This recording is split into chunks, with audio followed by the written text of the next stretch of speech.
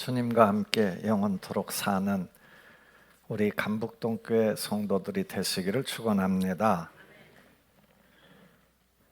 베드로가 예수님의 제자 중에 가장 수제자, 그러니까 선임 제자죠. 가장 먼저 부름 받고 그의 제자로서 살았는데 요한하고 짝꿍이 돼서 늘 다녔어요. 근데 예수님 부활하시고 나서 그들이 기도하잖아요. 막 마가의 다락방에 한 120명이 모여서 기도했는데 기도하고 나서 성령이 충만해졌고 담대해졌고 어떤 상황에서도 두려움 없이 이렇게 살다가 이제 그의 삶의 이제 습관, 루틴은 기도하러 올라가는 거예요. 하루에 뭐 한 두세 번씩 기도하러 올라가는데 성전으로 올라가는데 오후 3시 기도 시간이에요. 기도하러 이렇게 올라가는 오르내리니까 뭐 늘 보겠죠. 거기 보면 성전 문 앞에 안전뱅이가 앉아 있어요. 그러니까 그 이름 성전 문의 이름이 뭐냐면 미문이에요. 미문. 미문은 그 뷰티풀 게이트라는 거예요. 아름다운 문이다라는 거예요. 그런데 거기 안전뱅이 거지가 앉아 있다고요. 거린이에요. 이렇게 참 이쁜 문하고 아름다운 문하고 거지의 그 거린 그분의 이게 정말 조합이 좀 안 맞긴 하죠. 이 일반적인 눈으로 본다면 굉장히 거슬리는 그런 모습일 거예요. 그런데 베드로하고 요한이 어느 날 기도하러 올라가는데 그 사람의 이 눈에서 간절함 이런 걸 본 거예요. 그래서 그분한테 이렇게 쳐다보다가 갑자기 그런 얘기를 해요. 야, 우리를 한번 봐라 라는 거야. 야, 우리 한번 봐라. 그래서 그가 그 베드로와 요한을 쳐다보니까 베드로와 요한이 그런 얘기를 해요. 뭐 왜 쳐다봤겠어요? 돈 좀 달라고 쳐다보지 않았겠습니까? 돈을 줄까 하고 뭘 줄까라는 생각에 그들의 손을 쳐다보니까 손에 아무것도 없는 거예요. 실망을 했겠지만 아무튼 야, 나는 가진 게 없어. 가진 게 없는데 왜 쳐다보래? 그런데 내가 가진 걸 너한테 줄게. 나사렛 예수님의 이름, 그 이름으로 일어나 걸어라 라고 말씀을 하시면서 그의 손을 덥적 잡았어요. 놀라운 역사가 일어났어요. 아무튼 그도 번쩍 잡고 벌떡 일어났고 베드로와 요한은 그를 탁 이렇게 세웠는데 섰어요. 그가 막 정말 몇십 년 만에 이 경험을 하고 나서 너무 좋아갖고 뛰어서 막 성전을 들어가고 나오고 막 뛰어다니는 거예요. 찬송했다 그래요. 고맙다고 하나님 감사하다고 막 이런 얘기를 했는지 아무튼 막 뛰어다니면서 막 그러다가 드나들고 뭐 성전에 그 시간에 많은 사람들이 기도 시간이니까 많은 사람들이 들어오고 나가고 이미 들어가 있는 사람이 있고 오는 사람이 있고 막 이렇지 않겠어요? 그런 상황인데 이 사람이 그 너무너무 좋은 감격을 춤을 추다가 그 생각이 들은 거예요. 야, 근데 내가 어떻게 이렇게 뛰지? 야, 내가 어떻게 이렇게 걷지? 막 이런 생각을 하니까 갑자기 자기를 걷게 한 베드로 요한이 생각난 거죠. 그래서 뛰어가 갖고 베드로 요한을 덥석 잡았어요. 달려가서 붙잡았다. 이 붙잡았다 원어가 뒤에서 껴안다라는 의미거든요. 아무튼 그를 막 껴안고 좋아가지고 고맙다고 막 인사를 하고 그러니까 사람들이 저거 분명히 문 앞에 있던 거지인데 분명히 못 일어난다고 그랬는데 저 몇십 년 동안 저러고 있었는데 뛰어다니면서 막 솔로몬 그 베드로를 붙잡고 요한을 붙잡고 어디로 갔냐면 그러니까 이 솔로몬 행각 성전문 바깥에 있는 그 행각이 있어요. 그러니까 행각이란 말은 이렇게 다리만 있고 지붕만 있는 그런 거를 행각이라고 그러거든요. 그 행각 쪽으로 다 사람들이 모여온 거예요. 그 사람들이 너무너무 놀랍죠. 자기들도 보니까 야, 정말 저 안전뱅이가 어떻게 났지? 저 안전뱅이가 어떻게 걸어다니지? 막 이걸 보고 놀라서 막 그러고 베드로에게 몰려들었어요. 시선이 다 베드로와 요한에게 쏠려 있었죠. 그때 베드로가 많은 백성들 앞에서 여러분 이게 왜 놀라워요? 그리고 아니 이게 우리가 뭐 잘해서 그런 것처럼 왜 우리한테 눈을 주목하세요? 이거요. 여러분 얼마 전에 예수님 죽이셨잖아요. 빌라도가 놓아주려고 하는데도 도둑놈 놔주고 예수님 죽이라고 거부하는 바람에 예수님 십자가에 못 박혀 죽으셨잖아요. 그런데 그 예수님을 하나님이 살리셨어요. 여러분은 그 생명의 주인 되신 주님을 죽이셨지만 하나님은 그를, 아브라함의 하나님, 이삭의 하나님, 야곱의 하나님, 우리 조상의 하나님이 그를 살리셨어요. 그리고 그분이, 그 이름을 믿는 이 사람을 완전하게 성하게 고쳐주신 거예요. 여러분, 지금도 우리의 삶에 이런 역사는 일어나는 거예요. 회개하고 믿으세요. 그러면 새롭게 되는 날이 주님 앞으로부터 올 것입니다. 그냥 오늘 성경 말씀 본문을 제가 해석해 드린 거예요. 그대로. 저는 오늘 이 말씀을 보면서 베드로와 요한에게 우리의 돈을 한번 맞춰보자라는 거예요. 베드로와 요한에게 지금 이제 안전뱅이에서 시선이 누구한테로 갔냐면 베드로와 요한에게 갔잖아요. 옮겨졌어요. 베드로와 요한을 쫙 쳐다보고 있는 거예요. 그런데 그분들이 요런 영광스러운 순간을 어떻게 이 방향을 택해서 살았는지를 보면서 우리 신앙인들이, 우리 그리스도인들의 삶이 어떤 방향으로 살아가야 될까? 어떤 생각을 가지고 삶의 자세를 갖출까? 이걸 한번 오늘 본문 말씀을 통해서 교훈을 얻고자 하는 거예요. 제가 말씀을 읽고 또 외우고 묵상하면서 깨달은 이 말씀들을 통해서 우리의 삶의 자세, 그리스도인의 삶의 자세가 잘 될 때 정말 영광스러운 순간을 맞았을 때 어떻게 하는 게 맞을까라는 걸 깨닫게 되기를 축복합니다. 이 베드로가요, 지금요 엄청난 인기를 얻고 있어요. 그렇죠? 여러분, 그 순간에 그의 삶의 초점이, 그에게 쏠린 시선을 그는 누구한테 돌렸냐면 하나님께로 돌렸어요. 이게 신앙의 자세다라는 걸 깨달을 수 있기를 바랍니다. 성공했어요. 인기가 말할 수 없어요. 오늘 본문 말씀 그 11절, 12절 두 절을 한번 읽어보고 시작할까요? 11절, 12절입니다. 함께 읽겠습니다. 시작.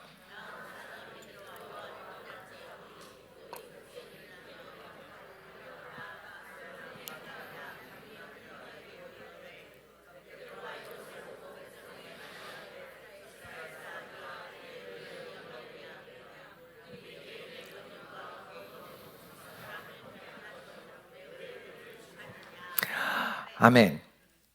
지금 사실 사람들이 주목하고 있잖아요. 박수치고 있잖아요. 이분이 엄청난 일을 행했잖아요. 아니, 나한테 이런 일이 일어났으면 좋겠다, 그런 생각할 때 많아요.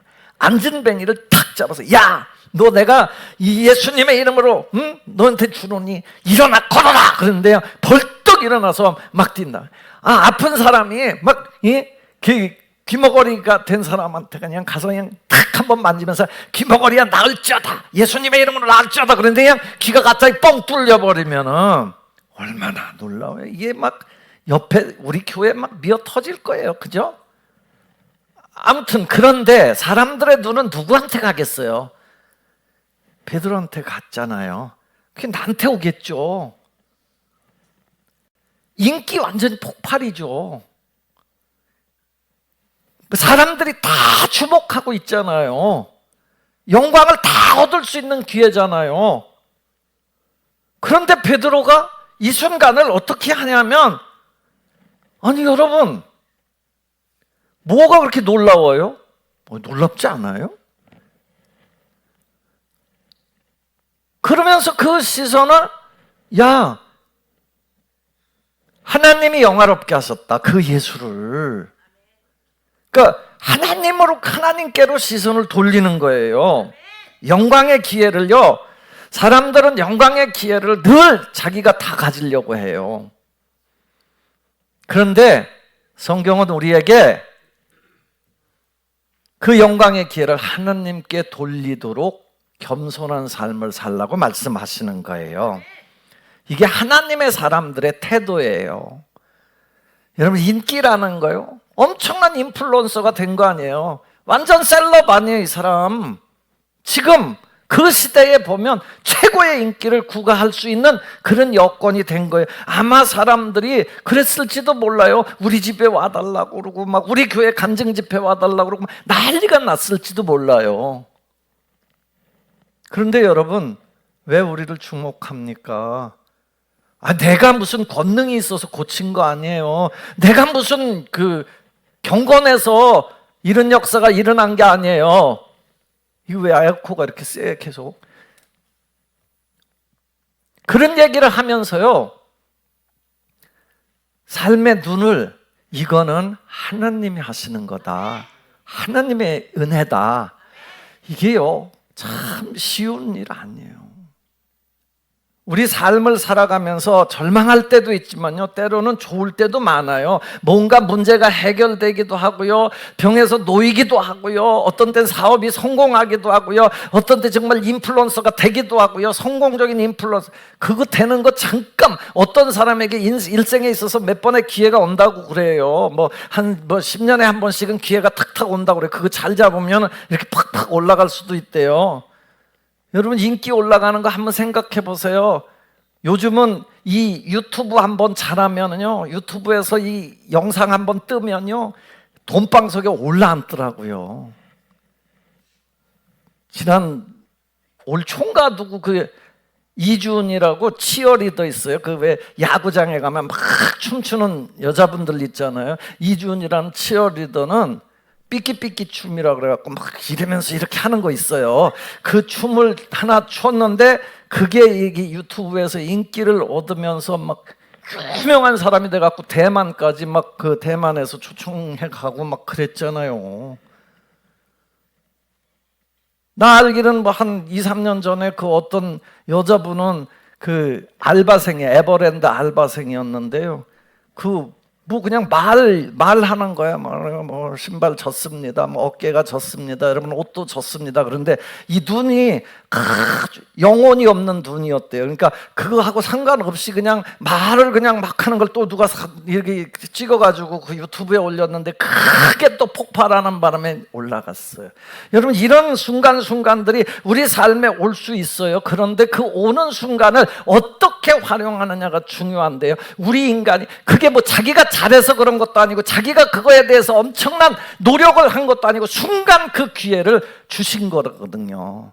그럴 때 여러분 삶이 그 영광을 하나님께 돌릴 수 있다면 그것이 성경이 가르쳐주는 겸손이에요. 빌 게이츠 지난번에 왔을 때 말하는 거 보세요. 겸손하잖아요.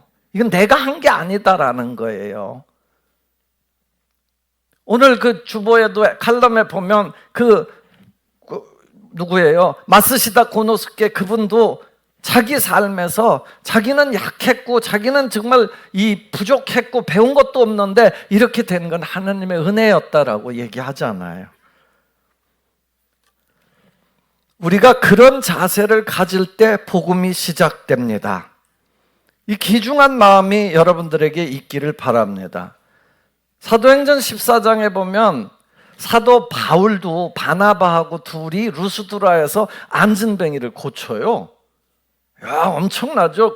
인기가 하도 올라가니까 사람들이요, 야, 우리 동네 신이 나타났다는 거야. 야, 이런 신이 어딨냐라는 거야. 안진뱅이를 어떻게 고치냐라는 거야. 그래서 소잡아 오고요, 꽃 화한 만들어 갖고 와서 제사하려고 그래, 그 앞에서.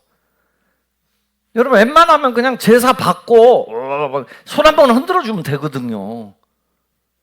그러면 그 인기 그대로 가지고 살아가면 돼요, 그냥.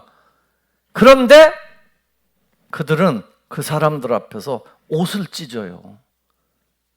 여러분, 그러지 말아요. 나도 여러분과 같은 몸을 가진 사람이에요. 나를 왜 섬기려고 그래요? 나를 왜 그렇게 신격화시키냐라는 거예요. 아니다라는 거예요, 여러분. 그러면서 그 영광을 하나님께, 여러분 하나님께로 돌아오라고 하나님께서 주시는 메시지예요. 이게 하나님께로 돌아와야 되는 겁니다. 여러분 독재자가 왜 독재자가 돼요?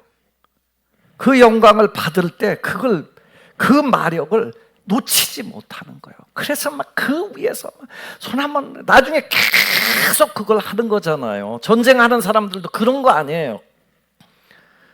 그런데 그 미래는요 다 뻔한 거예요. 사실 뭐 엄청나게 하는 것 같지만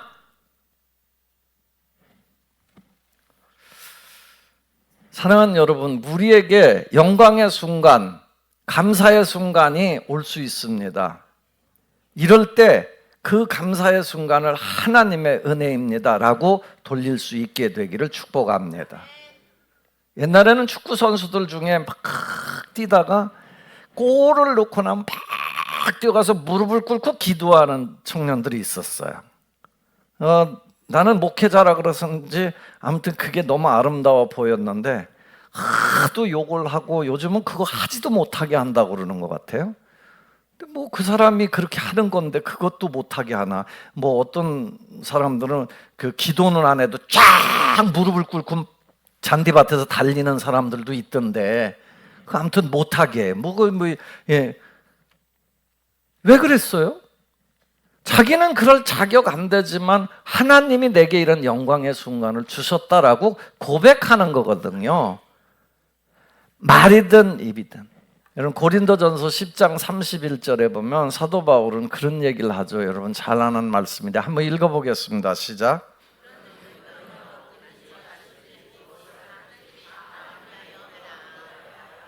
아멘. 우리의 말, 우리의 행동이 하나님께 영광을 돌릴 수 있기를 축복합니다. 두 번째는 정말 이 영광의 순간을 어떻게든 예수님을 증거하는 순간으로 막 바꿨어요. 이 베드로하고 요한이. 오늘 본문 말씀 13절부터 16절까지의 말씀을 한번 읽고 넘어가겠습니다. 시작.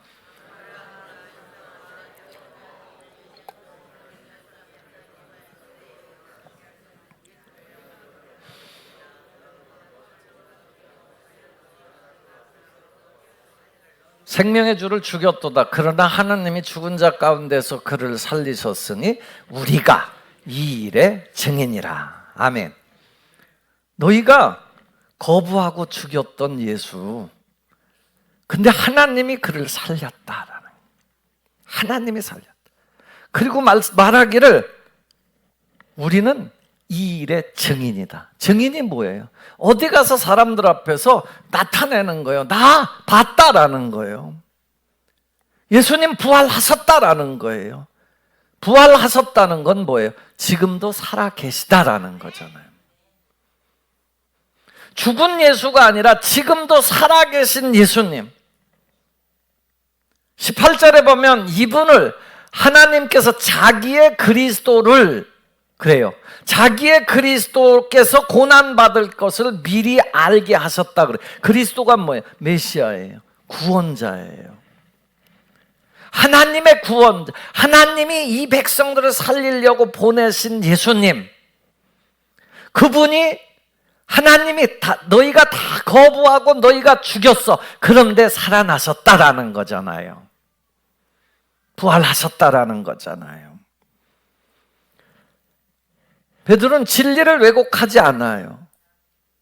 여러분, 예수님이 청중이 불편해도 이 사실은 알아야 돼. 요즘 듣기 싫을 수도 있어요. 교회 오면 막 축복 얘기나 해주고 그러면 좋은데 뭐 예수님이 부활한 게 뭔 상관이 있냐라고 얘기하지만, 여러분, 영원한 생명은 오직 예수님을 통해서만 와요. 그리고 지금 예수님이 살아계시다라는 거예요. 왜 예배해요?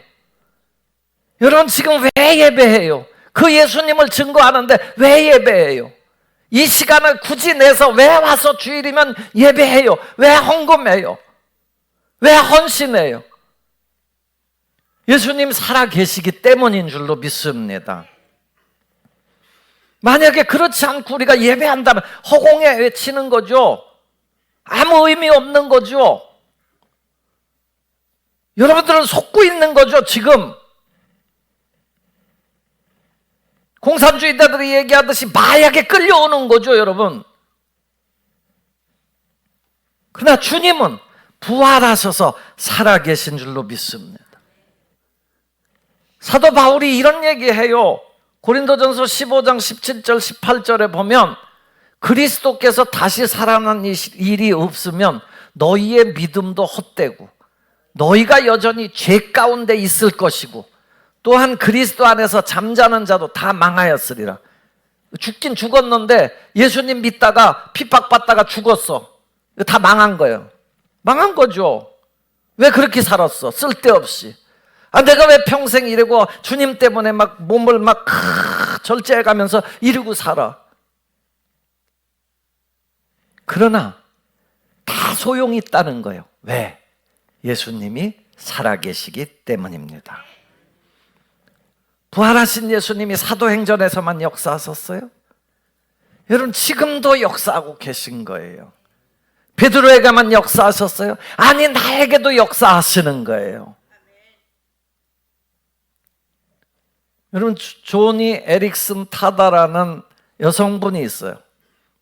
조금 이게 시대가 조금 우리보다는 앞선 세대에 1949년생인가 그런데 아무튼 1967년에 수영을 하다 수영장에서 목이 부러졌어요. 그러면서 하반신이 이 아래쪽이 다 마비가 됐어요. 비참하죠. 그래서 사람들은 그런 상황이 되면 보통 말하기 쉬운 대로 뭐라고 그래요? 뭐 하려고 살아? 저러고 죽지라고 얘기를 할 수도 있어요.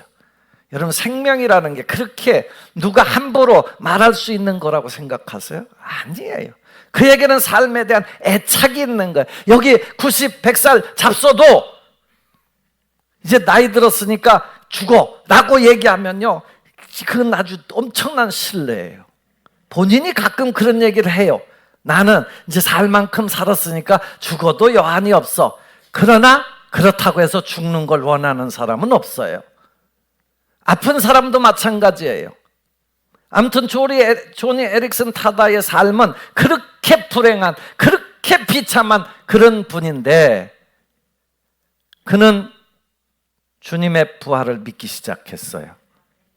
주님이 살아계셔서 나와 함께 하실 거다라는 확신이 생기기 시작했어요. 그러면서 삶을 바꿔나갔어요. 의지를 가지고 살았어요. 그는 구족으로 이부르다가 붓으로도 그림을 그리면서 살았어요. 그리고 많은 단체에 다니면서 자기 삶을 간증했어요.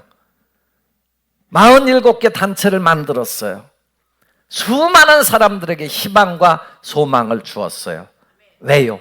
부활하신 주님을 만났기 때문인 줄로 믿습니다. 인간은 죄가 커요. 그러나 하나님의 사랑은, 하나님의 구원은 그거보다 더 큰 줄로 믿습니다. 죽을 만치 힘들어도요, 부활의 주님이 계시면, 죽음 가운데서 살아나신 주님을 믿으면 그 속에서 오히려 주님 잡고 일어설 수 있게 되는 줄로 믿습니다. 우리 삶을 일으켜주는 건 옆에 있는 사람이 아니에요. 옆에 있는 사람이 도와주는 건 아주 한계가 분명한 거예요. 옆에 있는 사람이 도와주는 건요, 몇 번 도와주면요, 그건 끝이에요. 그러나 주님을 믿는 믿음은 우리 삶을 영원토록 영원히 인도하실 줄로 믿습니다. 그래서 사도 베드로가 오늘 우리에게 이 안전병이 고친 걸 보면서 왜 날 주목해? 내가 너희를 얼마나 도와줄 수 있다라고 생각해? 나는 그거 못해. 또 내가 고친 것도 아니야. 여러분, 고치긴 뭘 고쳐? 베드로가 무슨 의사도 못 고치는 거예요. 의사는 진료하지만 치료하시는 분은 하나님이신 거예요. 그래서 16절 말씀에 이렇게 말하는 거예요. 16절 말씀을 다시 한 번만 보겠습니다. 시작.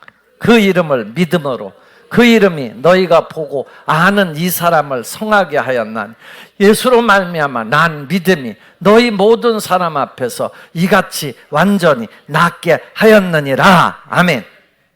여러분, 예수님의 이름을 믿음으로 완전히 그 절망의 순간에도 살려내실 줄로 믿습니다. 그 에릭슨 타다라는 사람은 그런 얘기를 했어요. 나는 어떤 고통 속에서도 선하심, 하나님의 변함없는 선하심을 믿는다라는. 하나님이 내게 고통을 주셨지만 그렇다고 해서 다 가져간 것이 아니다. 나를 통해서 역사하고 계시다라는. 오늘날 많은 사람들이요, 이 부활하신 주님을 믿지 못하고 자꾸 영광을 자기가 가지려고요. 여러분, 교회가 목사의 힘에 의해서 움직여집니까? 목사가 한다고 되는 겁니까? 하나님이 하시는 줄로 믿습니다. 예수님의 이름의 능력이 이곳에서 이 수도 없이 일어나야 될 줄로 믿습니다. 부활의 주님을 만나셔야 돼요. 부활의 주님을 보게 되기를 바랍니다. 여러분, 제가 가르치는 손을 보면 손가락을 보려고 하지 말고 그 손가락을 통해 전해지는 그 달을 쳐다봐야지. 저 달 좀 봐라 그랬는데 손가락을 쳐다보면 안 된단 말이에요. 예수님을 바라보십시오, 예수님을 믿으십시오 라고 얘기할 때 예수님을 믿어야지. 나라는 인간에게서 나타나는 저 사람을 보다가, 나를 보다가 어떤 때 실망도 하고 이런 정도에서 머물면 안 된다라는 거예요. 부활의 주님을 만나게 되기를 축원합니다. 세 번째, 마지막이에요. 이 베드로와 요한은 사람들에게 새 길을 가르쳐 주는 거예요. 오늘 본문 말씀 19절 말씀을 다시 한번 읽어보겠습니다. 시작. 그러므로 너희가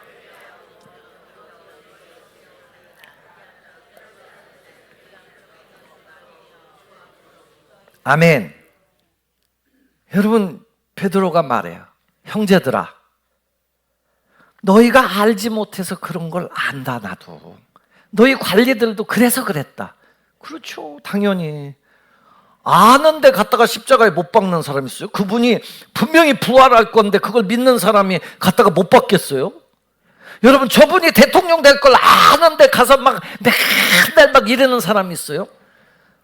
여러분 중에 한때 누구한테 꽂혔다가 그 사람을 막 쫓아다니다가 이제 감옥 가고 딴 데 이렇게 있는 사람이 생기면 거기 가서 더 막 아는 척 하잖아요. 그걸 만약에 알면요, 그 옛날에 김대중 대통령은 막 고난 엄청나게 받았잖아요. 그런데 그분을 옆에서 난 이분이 훌륭한 사람이 될 거다라는 걸 알고 끝까지 붙잡고 간 사람도 있다고요. 왜요? 만약에 박정희 대통령이 옛날에 그 김대중 씨가 앞으로 이렇게 훌륭한 사람이 될 거다라고 생각했으면 그를 갖다가 막 바다에다 빠뜨리려고 그러고 죽이려고 하고, 이거 죽이면 또 살아날 거고 뭐 이런 생각을 하면 핍박하겠어요? 안 돼요. 절대로. 몰라서 그러는 거예요. 인간은 다 몰라서 그래요.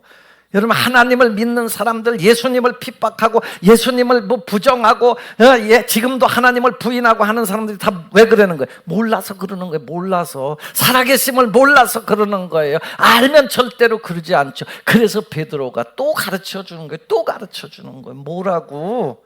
야, 너희들이 몰라서 그랬어. 나 알아. 그러나 지금부터 회개하고 돌이켜. 그러면 주님 앞으로부터 새롭게 되는 날이 이를 것이다. 여러분, 그때는 묻지도 않고 따지지 않는 거예요. 여러분, 신앙은요, 여러분 서운하게 듣지 말아요. 아, 저건 인간이 저렇게 살았는데 저게 우리 교회 나온다 그러면 나는 그냥 교회 떠날 거야. 여러분, 그렇게 생각하시면 안 돼요. 하나님 입장에서 보면요, 누구든 다 돌아오기를 원하시는 거예요. 우리의 신앙이요, 이런 단계로 나아가야 될 줄로 믿습니다. 묻을 필요 없어요. 따질 필요 없어요. 회개하라. 하나님께로 방향. 회개한다는 건 뭐예요? 하나님께로 방향을 정하는 거예요. 하나님을 향해서 사는 거라고요. 돌이키는 거라고요. 잘못을 인정하는 게 아니라 방향을 완전히 하나님께로 돌이키는 거예요. 그게 회개예요. 회개하면 하나님께서 그의 삶을 새롭게 만들어주는 줄로 믿습니다. 그게 기독교의 복음이에요. 그래서 우리가 다른 사람들한테 뭘 자꾸 전해야 되냐. 여러분, 듣든지 아니 듣든지 모르니까 안 믿는 거 아니에요. 모르니까 부인하는 거 아니에요. 모르니까 핍박하는 거 아니에요. 전해야 되는 거예요. 회개하라는 거예요. 하나님을 향해서 살자라는 거예요. 부활하신 예수님을 믿고 살자라는 거예요. 그러면 우리의 죄를 용서받을 것이고 새롭게 되는 날이 주 앞으로부터 이를 것이다 라는 거예요. 찬송가 289장에 보면 주 예수 내 맘에 들어와 계신 후 변하여 새 사람 되고 내가 늘 바라던 참빛을 찾음도 주 예수 내 맘에 오심. 3절에도 보면은 이렇게 나와요. 내 맘의 소망을 든든히 가짐은 주 예수 내 맘에 오심. 의심의 구름이 사라져 버림도 주 예수 내 맘에 오심. 주 예수 내 맘에 오심. 주 예수 내 맘에 오심. 물밀듯 내 맘에 기쁨이 넘치면 주 예수 내 맘에 오심. 예수님이 오셔서, 여러분 마음에 예수님이 오셔서 예수님을 영접하셔서 예수님을 믿으셔서 부활의 확신이 여러분들에게 있고 새로운 삶이 이어지기를 바랍니다. 안전뱅이에게 복음이 전해져서 기적은 한 사람의 다리를 고치지만 여러분, 회개는 한 사람이 영원히 세워지는 거예요. 영광 이후의 삶의 자세는 영혼들에게 이 세기를 알려줘야 될 줄로 믿습니다. 사랑하는 성도 여러분, 오늘도 이렇게 주님 앞에 부활하신 주님을 찬양하러 오신 여러분들을 진심으로 축복하고 환영합니다. 우리의 삶에 영광의 순간들이 올 거예요. 절망의 순간도 있겠지만 영광의 순간들이 올 때 이 삶의 시선의 초점을 하나님께로 향하도록 하십시오. 그리고 부활하신 주님의 증인으로 사십시오. 나아가서 사람들에게 이 세기를 알려주는 삶이 되기를 주 예수님의 이름으로 축원합니다. 기도합니다. 아버지 하나님, 우리 삶에 오셔서 감사합니다. 부활의 주님을 알게 하셔서 감사합니다. 믿고 믿음으로 살게 하셔서 감사합니다. 주의 기적, 주의 영광 나타나게 하실 줄로 믿습니다. 예수님 이름으로 기도합니다.